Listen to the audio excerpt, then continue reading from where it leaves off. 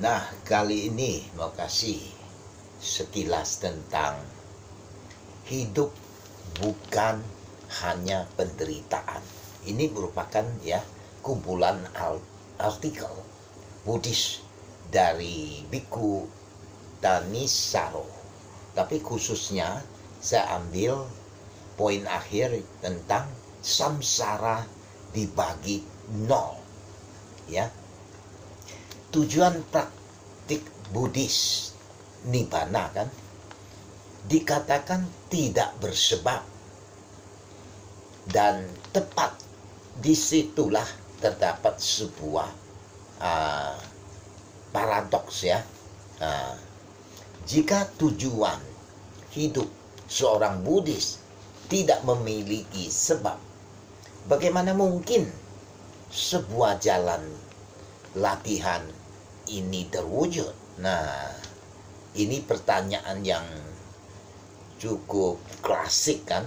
Nah, kitab Milinda Panha, sekumpulan dialog yang disusun pada awal Masehi, menuturkan Raja Milinda menantang Biku Nagasena mengenai pertanyaan ini. Nagasena menjawab dengan sebuah analogi. Jalan latihan tidak menyebabkan nibbana. Jawab Nagasena, jalan ini hanya membawa Anda ke sana. Hanya seperti jalan menuju sebuah gunung yang tak menyebabkan gunung itu menjadi ada, tetapi hanya membawa Anda ke tempat itu. Jawaban Nagasena, meskipun tepat, tidak benar-benar membereskan masalah ini dalam tradisi Buddhis. Selama berabad-abad, banyaklah pusat meditasi telah mengajarkan bahwa bentuk pikiran hanya akan menghambat jalan menuju tujuan yang tidak bersebab dan tidak berbentuk.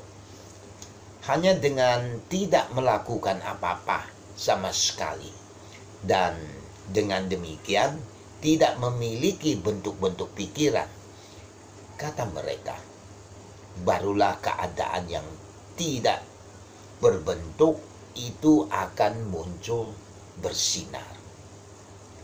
Pandangan ini didasarkan pada pemahaman yang sangat sederhana tentang realitas palsu, melihat kausalitas sebagai sesuatu hal yang linier dan dapat diprediksi Misalnya X menyebabkan Y yang menyebabkan Z dan seterusnya, tanpa ada efek balik terhadap kondisi penyebabnya, dan tidak ada cara yang memungkinkan kita untuk menggunakan kausalitas agar terlepas dari jaringan kausal ini. Akan tetapi, salah satu dari sekian banyak hal yang Buddha Gautama temukan dalam pencerahannya adalah bahwa kausalitas itu sendiri tidaklah linier. Pengalaman masa kini dibentuk baik oleh tindakan-tindakan di masa sekarang dan juga oleh tindakan-tindakan masa lalu Nah, tindakan yang dilakukan saat ini akan membentuk kondisi sekarang dan masa depan. Hasil dari tindakan masa lalu dan saat ini terus berinteraksi. Jadi selalu ada ruang untuk input baru ke dalam sistem, yang mana memberikan ruang bagi kehendak bebas. Ada pula ruang bagi banyak umpan balik yang membuat pengalaman itu menjadi benar-benar kompleks dan yang begitu mengubah rasa ingin tahu dijelaskan dalam teori-teori Gauss, ya. Realitas tidaklah menyerupai sebuah garis lurus sederhana atau lingkaran. Realitas lebih seperti lintasan unik dari atraktor asing lah, atau himpunan Mandelbrot, ya. Karena terdapat banyak kesamaan antara teori Gauss dan penjelasan Buddha mengenai kausalitas, tampaknya sah saja untuk mengeksplorasi kesamaan kedua konsep ini, untuk melihat apakah teori Gauss dapat menjawab masalah bagaimana jalan latihan yang bersebab dapat membawa kita pada tujuan yang tidak bersebab.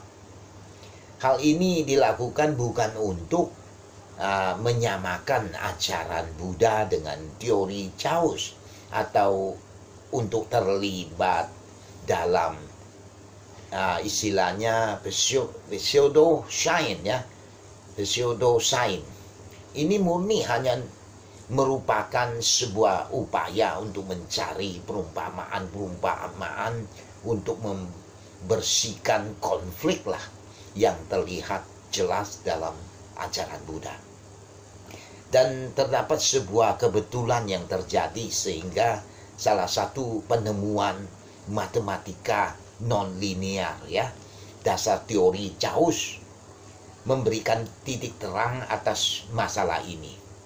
Pada abad ke-19 lah, matematikawan, ya, Prancis bernama Julius Henry, ya, Poincare, ya, menemukan bahwa dalam setiap sistem fisika yang kompleks terdapat titik-titik yang ia sebut sebagai resonansi.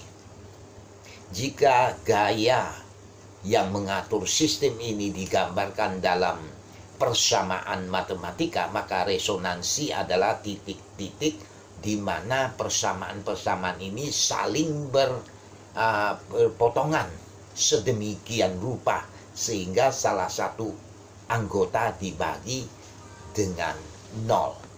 Hal ini tentu saja memberikan hasil yang tidak terdefinisi, yang berarti bahwa jika sebuah objek dalam sistem tersesat ke dalam titik-titik resonansi, objek tersebut tidak lagi ditentukan oleh jaringan kausal yang menentukan sistem. Objek ini akan terbebas. Nanti saya lanjutkan yang keduanya, oke?